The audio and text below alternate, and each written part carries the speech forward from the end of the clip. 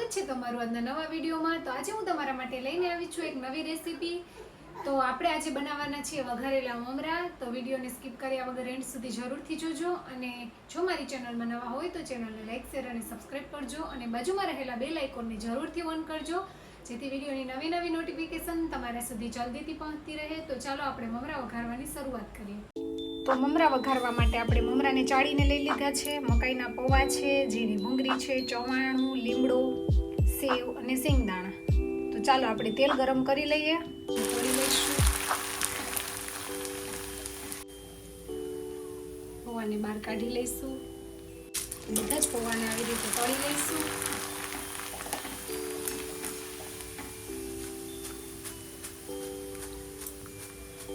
તો તમે જોઈ શકો છો આપણે બધા જ પૌવાને તળી લીધા છે।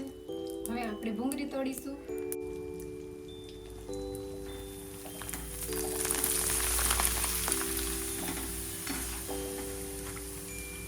બાળકોને ખૂબ જ ભાવે છે।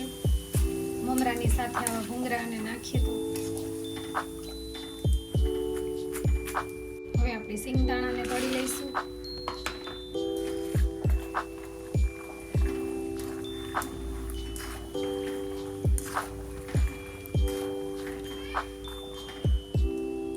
સિંગદાણા પણ તળાઈ ગયા છે, એને પણ કાઢી લઈશું। મીઠો લીમડો તળી લઈશું। તો ફેમિલી આપણી પૌવા, ભૂંગળી, સિંગદાણા, લીમડો બધું તૈયાર થઈ ગયું છે। હવે આપણે એક મોટા ખાડાવાળા ચમચામાં તેલ લઈશું, હિંગ નાખીશું અને આપણે તેને મમરા ઉપર ઉમેરી દઈશું અને બધું મિક્સ કરી લઈશું। તો બધા મમરા આવી રીતે મિક્સ કરી લઈશું। તો તમે જોઈ શકો છો બધા જ મમરા આપણે મિક્સ કરી લીધા છે હળદરવાળા। સારી રીતે બધા જ મમરામાં હળદર ભળી જવી જોઈએ। હવે આપણે બધી તળેલી વસ્તુ મમરામાં એડ કરી દઈશું।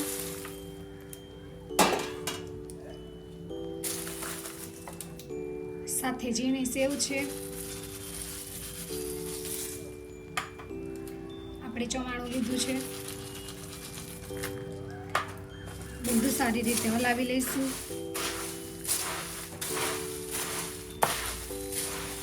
હવે આપણે મસાલા કરીશું, સ્વાદ અનુસાર નમક ઉમેરીશું અને આ જે મમરાનો મસાલો રેગ્યુલર આવે છે, તૈયાર મળે છે, તે ઉમેરીશું। આપણે એક પેકેટ છે, તેનાથી મમરાનો ટેસ્ટ ખૂબ જ સરસ આવે છે। હવે આપણે બધું મિક્સ કરી લઈશું।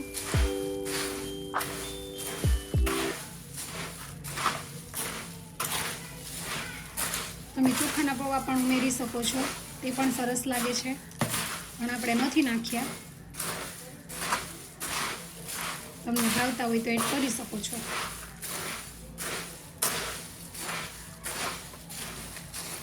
તો તૈયાર છે વઘારેલા મમરા।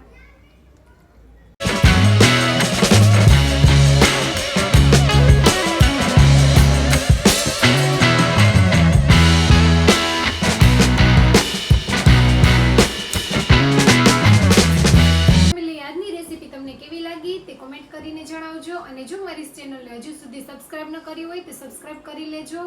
તો મળશું આવી નવી રેસીપી સાથે। આવજો, જય સોમનાથ, બાય બાય।